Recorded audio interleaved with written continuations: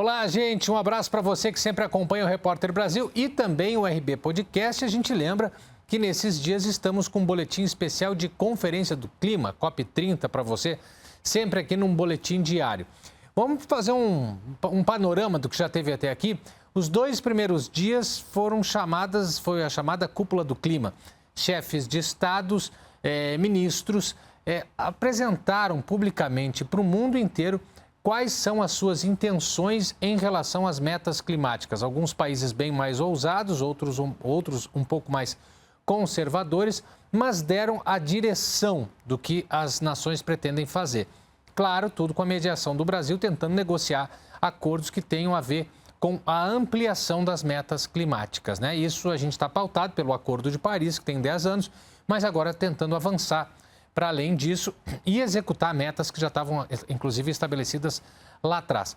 Na segunda semana, quando começou propriamente dita, né, COP30, a Conferência do Clima, aí aquelas diretrizes que estavam traçadas pelos chefes de Estado passaram a discussão. E aí vem aquela pergunta, como é que a gente chega naquela meta?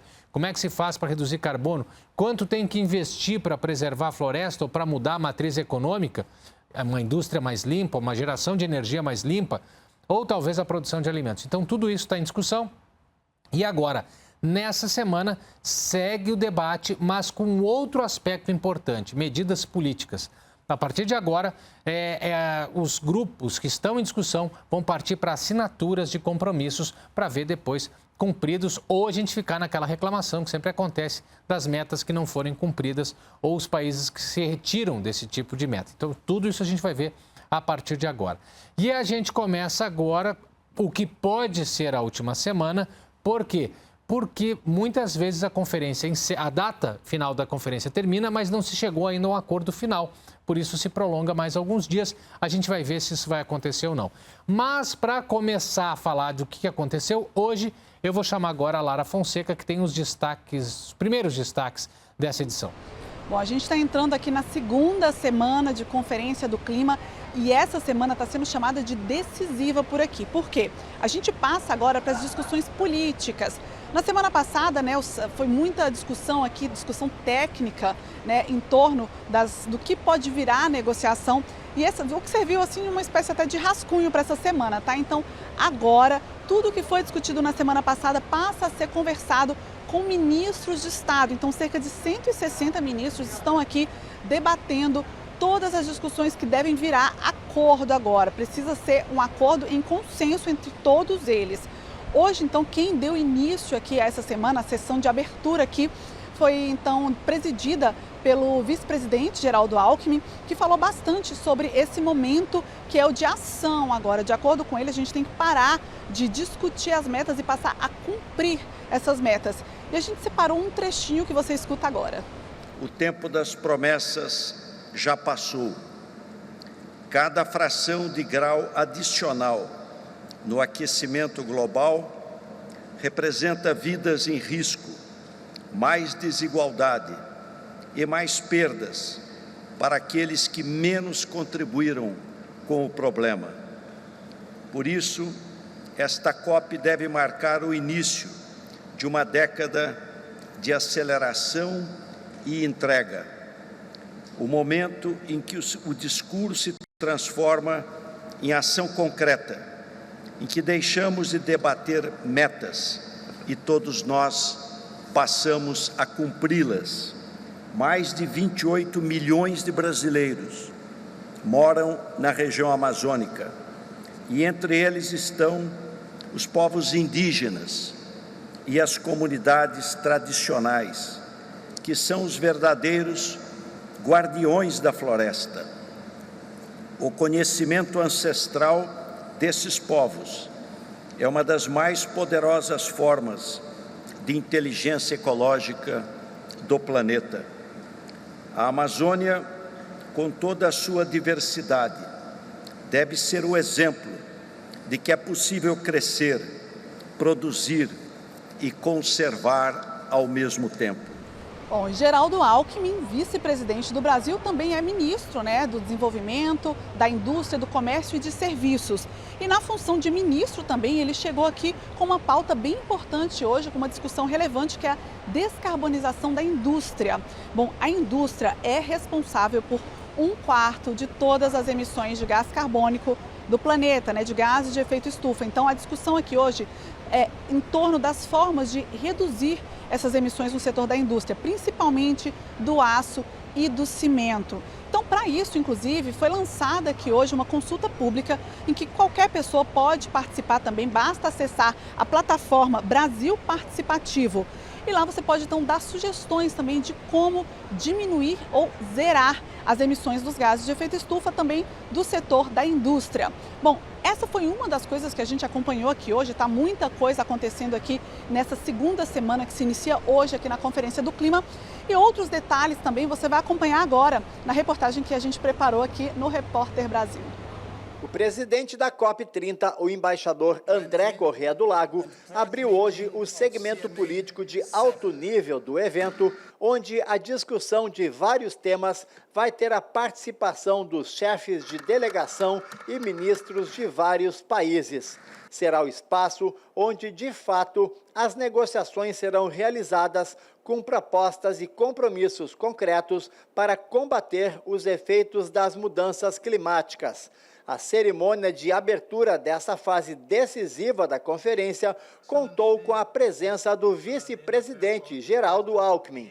De acordo com ele, os discursos devem se transformar em ações. Em meio a tantos discursos, negociações, uma diretriz deve permanecer.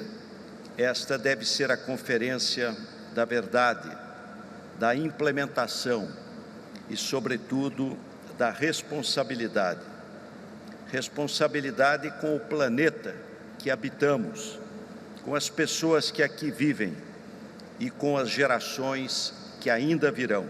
Um dos temas centrais em discussão é o reconhecimento dos territórios indígenas. A ministra Sônia Guajajara anunciou hoje que o Brasil vai regularizar a posse de terra numa área equivalente a 63 milhões de hectares até 2030. Mais de 1/3 do compromisso global, que é de 160 milhões de hectares. Já a República Democrática do Congo se comprometeu em proteger 50 milhões de hectares e a Colômbia 16 milhões. A gente trouxe respostas concretas. O Brasil entra com 63 milhões de hectares com essa garantia. São 4 milhões de hectares na atribuição do Ministério da Igualdade Racial com territórios quilombolas e 59 milhões de hectares na responsabilidade do Ministério dos Povos Indígenas, da FUNAI e do conjunto de órgãos do governo que tem essa atribuição. O Brasil já começa a dar um passo adiante com a assinatura de 10 portarias com a declaração de terras indígenas no Brasil. Neste momento, nós já temos aqui a garantia do Ministério da Justiça em assinar 10 portarias declaratórias neste momento, mas a gente já segue avançando para que a gente comece já e alcançando a nossa meta de proteção. Bom, um tema fundamental quando a gente discute mudanças climáticas é informação de qualidade. Tem sido cada vez mais comum, isso já virou uma pandemia, a gente até já falou disso no RB Podcast, a desinformação. E a questão clima é muito impactada pela desinformação, porque gente que desconsidera os alertas científicos, desconsidera as pesquisas, acaba levando por um argumento fraco ou outro, um argumento que pode soar convincente, a conclusão de que as mudanças climáticas não existem. Lembra aquela história de dizer, tem essa enchente, mas lá quando o meu avô era pequeno também teve uma enchente, então essas mudanças não estão acontecendo. E o pessoal acaba dizendo isso, né? Só que o que a gente tem dito é que, tem visto a ciência dizer, é que essas ocorrências estão ficando mais importantes, mais graves e num espaço de tempo muito menor. Isso é a aceleração da questão climática. Bom, já que a gente está falando de desinformação, esse é um debate fundamental e a gente vai conferir um pouco mais sobre a importância dele na reportagem da Vanessa Casalino. Além das dificuldades em consensos políticos que marcam as conferências do clima, a COP de Belém tem um novo desafio que pode comprometer muitos dos esforços do encontro: a desinformação.